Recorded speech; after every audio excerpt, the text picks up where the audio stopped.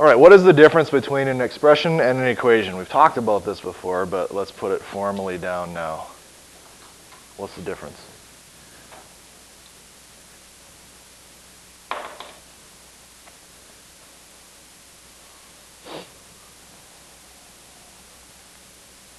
We know this.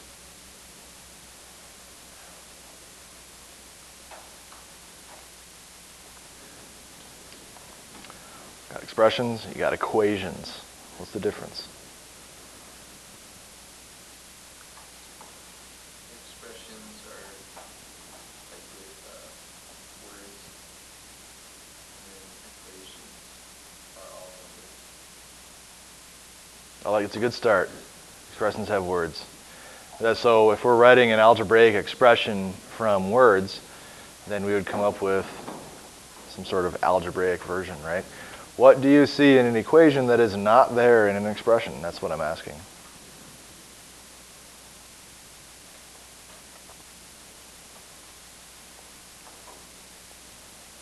I have a feeling a couple people know, but they're not saying it. What's that? You'd see variables in both. Algebraic expression, algebraic equation, both have variables in them. But there's something that you don't see in one that is there in the other.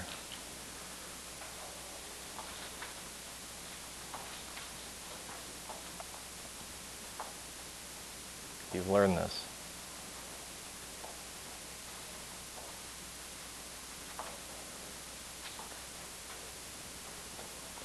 This is Algebra 1, right? Grable High School? Still? Okay. Tuesday, month of September 2014. Do you know who you are? What is in an equation that is not in an expression? What? Say it. No, it does start with an E, though. An equal sign. This, no equal sign. This has equal sign. Wow, equal sign. Equal sign. That's the difference between an expression and an equation. An expression can be simplified. An equation can be solved. If you see the direction simplify, you're probably working with an expression. Whereas if you see the direction solve, you are working with an equation. What's an open sentence? Based on the speedy response from the first question, I'm guessing we don't know what an open sentence is. An open sentence is an equation with variables. Usually just one variable in Algebra 1, but you could have two. An equation with variables that may or may not be true.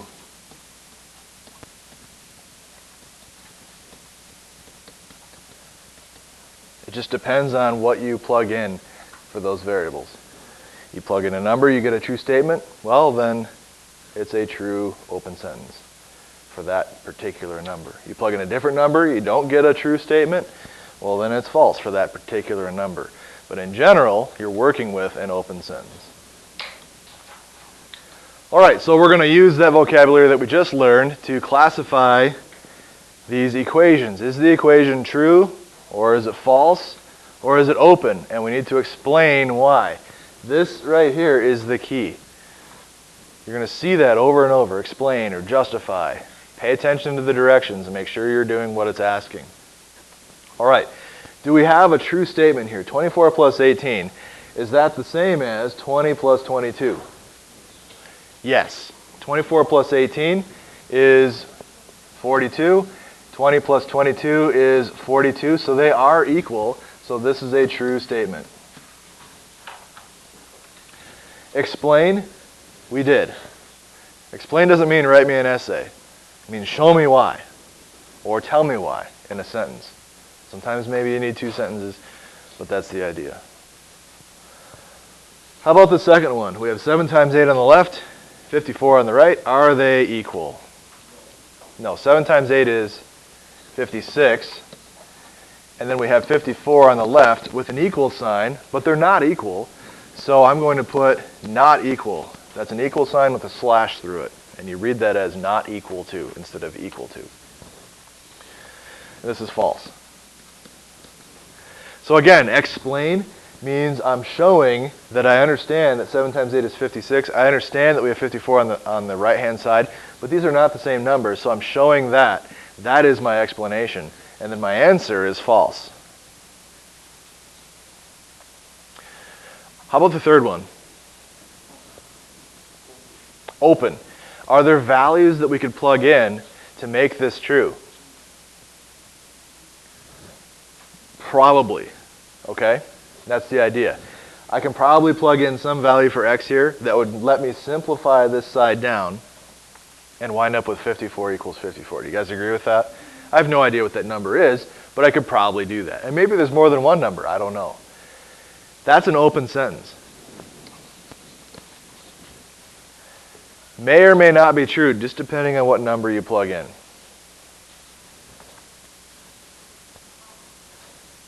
All right, go ahead and do the other three. Shouldn't take too long. I'll give you maybe 30 seconds, and then we'll talk about the answers. So for the third one there, or sorry, the first one on the bottom row, what do we have? Open. Now, we didn't say y on the last one. Why are you saying y on this one? Actually, we verbally said y on this one. Why are you saying y on this one? Or open. Why are you saying open? Sorry. Yeah, because you can plug numbers in here and maybe wind up with a true statement. Maybe wind up with a false statement. But you can do either, right? You can plug numbers in, and that's why this is open. So I am saying this, but you need to be writing down why it's open. How about the middle one? True? Okay. So we're saying true. Why? Because what? Because on the left we have 16 minus 7, which we know is 9. On the right we have 4 plus 5, which we know is 9. Those are equal. That's why it's true. So that's the explanation and the answer of true. How about the last one? False. And why? Because on the left we get 4. 32 divided by 8 is 4. On the right we get 2 times 3, which is 6. And those are not equal, so I write my equal sign with a slash through it. Not equal to. 4 is not equal to 6. Therefore the answer is false. Okay, next thing is identifying solutions to an equation. Take the number that they ask you to take, plug it into the equation, simplify it down on both sides, and see if you wind up with a true statement, like 2 equals 2. If you do, then the statement is true. If you don't, then the statement is false. So we're going to be working with open statements now, open sentences, plugging a number in and seeing if we get a true or a false statement. So, is 6 a solution of the equation 2k plus 5 equals 13? I don't know. I better plug that 6 in. So I write 2, and how do we substitute? What do? Parentheses around the things we substitute. So parentheses 6 plus 5 equals 13.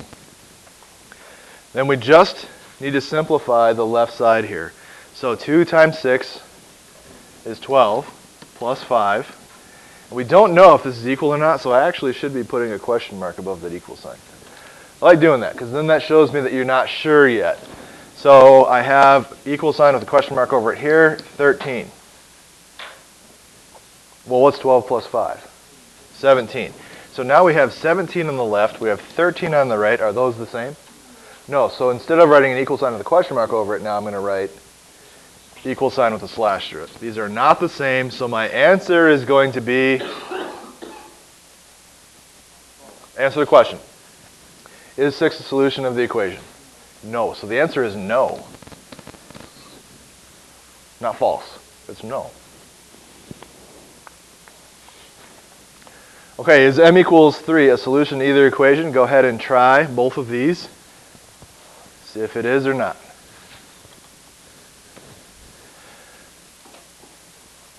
What do we do with the one on the left? Okay, so I'm going to write what?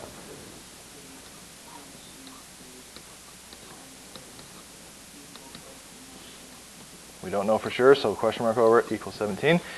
And now what? So simplify the left side. 8 times 3 is 24 minus 7. Don't know for sure. That's a 24. Now what? Okay, so 24 minus 7 is 17. We have 17 on the right. Those are equal. So the answer is yes. And for the second one, somebody else.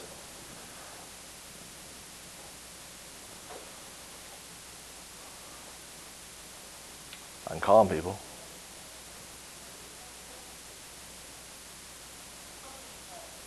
All right, Danielle, what'd you get? What do we do? Yeah? Okay. And I'm using parentheses around that 3, and I'm making those parentheses smaller just so that I'm showing that that's some sort of substitution, right? Okay, Joel, what's next?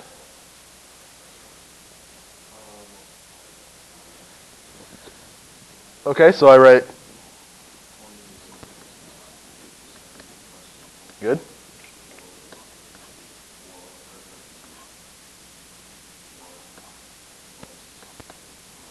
Okay, and then what happens next? Riley. 9 plus 1 is, so I have 28 equals 4 times 10 in parentheses. So that's 40. Okay, so we have 28. I'm done with all the math, so I'm just going to write 40. And is this true or not? No, so I'm going to write equals with a slash through it, which means not equal to. 28 is not equal to 40. So then the answer here is no.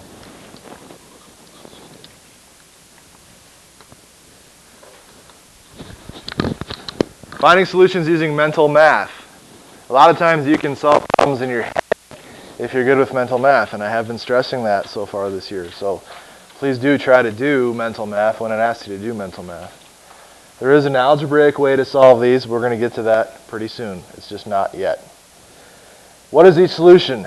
Use mental math. Basically what this says is, what, if this is some number right here, what plus 8 would give me 12?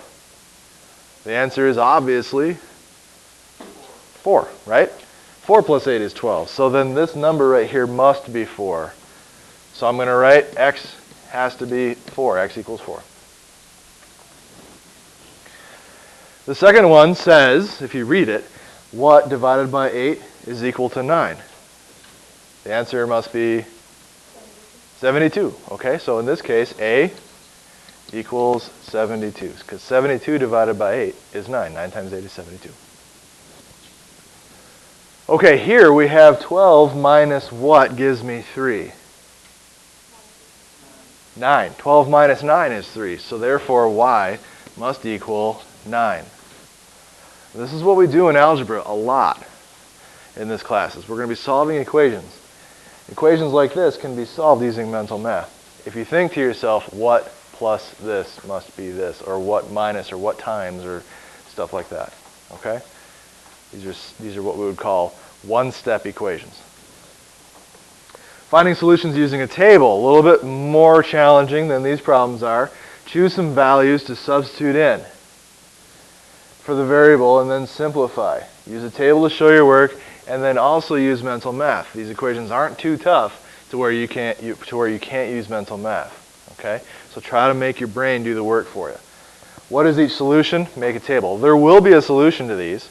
You got to find it by picking some numbers, because maybe it's not so obvious what that number has to be right there. Actually, in this case, it's pretty obvious, right? We know that we need to make this 40, so that 40 plus 8 is 48. So 5 times what gives me 40? 8, all right? So that's mental math right there. But we want to show this using a table. And I know we already know what the answer is, but I want to show you using the table. So over here, I'm going to choose some values for n. My middle column is going to be my expression that I'm trying to evaluate. And then over here, in the third column, I'm going to write my answer. So let's just pick some values for 8. I know the answer is going to be 8, but let's go with 6 first. So then I can write down 5, parentheses 6, plus 8. Now that's math that I can do in my head. I know 5 times 6 has to happen first. What is that? 30, and then plus that 8 must be 38. That is not what I am looking for, so I move on. Plug in 7. By the way, it's close, right? Okay, so try 7. Maybe that's the right answer. So I write 5, parentheses 7, plus 8. Well, I still am going to do the 5 times 7 first, which is 35. 5 times 7 is 35. Plus 8 is 43. All right, well, that's not 48, but I'm still getting closer. So let's try 8. I write down 5, parentheses 8, plus 8. I know that I'm going to do 5 times 8 first, which is 40, and then plus the 8 is 48. So that one is my answer. Would 9 work? No? Too big. So let's try that just so that we see. 9, I write 5, parentheses 9, plus 8. 5 times 9 is 45. 45 plus 8 is 53, which is over that 48. If I tried 10 or 11 or 12, what's going to keep happening? Yeah, it's just going to keep growing. What if I pick numbers like 5 or 4 or 3? It's going to keep, those numbers will keep getting smaller and smaller, okay? So it turns out there is only one answer here. It is 8. So n equals 8 would be the answer I'd be looking for there. All right, I'd like you to try this one. Do it the same way. Maybe you can think of it in your head, and that's great if you can, but I want to see the table, show the work. Pick some numbers around that answer if you know what the answer is. Or if you don't know what the answer is, just start picking numbers and try to work your way towards 55. There is one that works. So what should I do on this problem?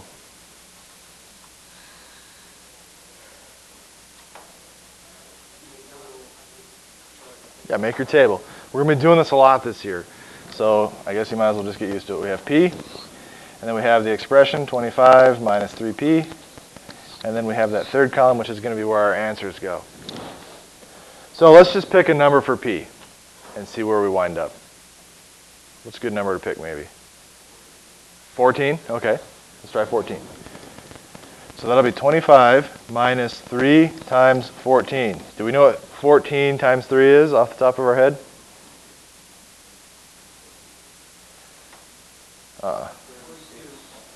It's 42. So now we have 25 minus 42. So that's going to be a negative result because negative 42 is bigger than 25 in magnitude. 25 subtracted from 42, right around negative 17. Are we anywhere near where we should be? No. So now the question is, do we go higher or do we go lower? Lower? Okay, it doesn't matter.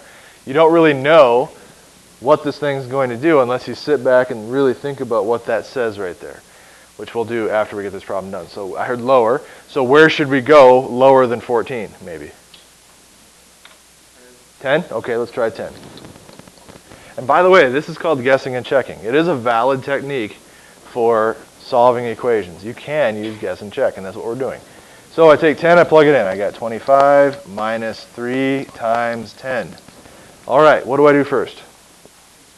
It is not 3 times 10. That is negative 3 times 10, which is negative 30.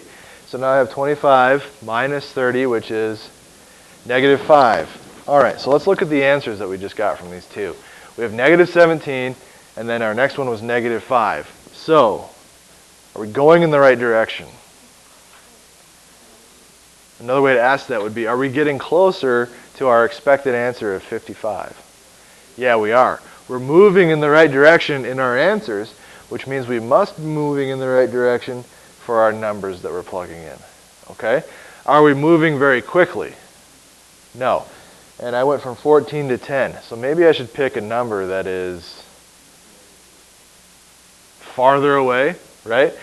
I shouldn't go to 9 next.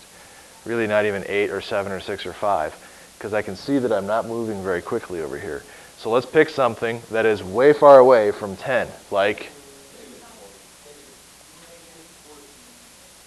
how about 0? I know what the answer is. I don't want to go straight to the answer. So I plug 0 in, and I have 25 minus 3 times 0. And I get 25 is my answer. Okay, look at that jump that I just made from -5 to 25. Okay? That's what I wanted to show you guys. Think about the answers that you're getting, and that will help you pick another number so that you're not sitting here doing all kinds of work. So did 0 work? Are we headed in the right direction? Yeah.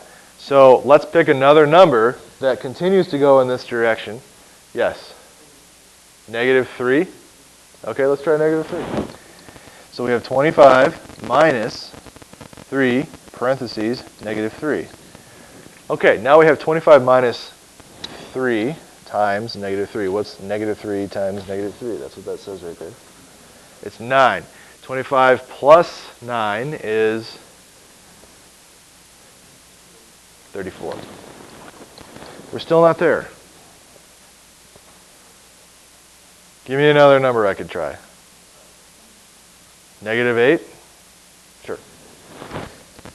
-8. 25 minus 3 times -8. Okay, this is a -3 times a -8, which becomes a positive 24. So that's 25 plus 24, which is 49. We're not there yet, but we're close now, right? So probably, just without thinking about it, then the actual answer is either going to be -9 or -10, okay? So try one. -10, let's go -10 just because I want to get to the answer here. 25 minus 3, parentheses, -10. -3 times -10 would be positive 30 plus 25 is 55, which is what we were looking for. So then my answer is going to be P equals -10. Put a circle around that, and you're done. So if you got directions that say make a table, use a table to show your work, this is what I'm expecting to see. Now, is it going to take you this long most of the time? Hopefully not. Sometimes, though, it will, and that's okay. Just show me every line. If you get one that's wrong, don't erase it. Just keep going. Next line down. Make sure you give me an answer, though, that's circled. All right, the last two problems that we have for this section involve finding a solution as well, but this time we're going to have a solution that lies between two numbers. We don't know exactly what the solution is going to be exactly, but we do know that there is a solution between two numbers. Okay? So what that means is we're going to zero in on two numbers that kind of fall above or below the answer that we're looking for. So, again, use a table. Let's take a look at -9x minus 5 equals 28. I don't know where to start, but I'm going to write my table. X, -9x minus 5, and then my third column. Let's just pick a number. Where should we go? 5? Okay. So I try 5, and I got -9, parentheses 5, minus 5. What happens first? -45 minus 5 is -45 minus 5 is -50. Are we close to our answer? No, we're nowhere near our answer. So that means that something's going to happen here. Yeah. Try a negative number. Okay, if you look at the problem, and I didn't do this in the last problem, but look at this one. We have a negative times some number minus another number. If I pick a positive value for x, what will this turn into when I multiply? It'll be negative, and then I'm going to make it more negative by subtracting. But I have to wind up with a positive number over here. Okay? So a little bit of thought before you just start plugging numbers in can save you time. I have to have x as a negative number because I need this to become positive. and slightly bigger than 28 so that I can subtract 5 and land on 28. Does that make sense? Okay, so let's pick a negative number and see where we wind up. Negative 2 is what I keep hearing. So let's try negative 2. We have negative 9, parentheses, negative 2, and then minus 5. I know what you were thinking there, but is this going to give us the right answer? We have negative 9 times negative 2, which is positive 18. Positive 18 minus 5 is 13. We did wind up with a positive result, but it's not big enough. You want to try negative 4 now? Okay. So I write negative 9, parentheses, negative 4 minus 5. Negative 9 times negative 4 is positive 36 minus 5 is positive 36 minus 5 is positive 31. Is that our answer? No. What can you say about our answer here? It's too big, so what do we need to do? Okay, so it must be negative 3, right? Try negative 3. We have negative 9 times negative 3 minus 5. Negative 9 times negative 3 is positive 27. 27 minus 5 is 22. Now what? Yeah, it's going to be some sort of decimal. Somewhere between what two numbers? Somewhere between these two numbers is the actual answer. We don't know what that answer is going to be. Technically, we don't know how to find that answer using algebra. So we are going to write that our answer is somewhere between negative 4 and negative 3. How come I wrote it like that, negative 4 and negative 3, instead of negative 3 and negative 4? Because the negative 4 is on the left on the number line. Like if it was between 1 and 2, you'd say between 1 and 2, not between 2 and 1. You'd say between 1 and 2. So same thing here, negative 4 and negative 3. Okay? Let's try the second one. Go ahead. So looking at this equation, with this answer right here of negative 22, and the way that this is written over here, what must be true about the numbers that I need to pick? Yeah, you need negative numbers. If you just pick positive numbers, then I have a positive times a positive here, which is positive, plus another positive is always going to be positive. So that means my answer must be negative. All right, so we have x, we have 3x plus 3, and we have negative 22 as our expected answer. I need to pick negative numbers. Where's a good number to start? Negative 8? Negative 8. 3 times negative 8 plus 3. 3 times negative 8 is negative 24, plus 3 is negative 21. What a guess. Pretty close, right? Okay, now the question is, do I need to go to negative 7 or do I need to go to the negative 9? If you think about this problem, I got to wind up a little more negative here to get past that negative 22. So a little more negative is going to be negative 9. 3, parentheses, negative 9, plus 3. 3 times negative 9, negative 27. Negative 27 plus 3, negative 24. So I am between I am surrounding the negative 22 here, which means that my answer is going to be between negative 9 and negative 8. Good. So that's the whole section. You can do the entire assignment now.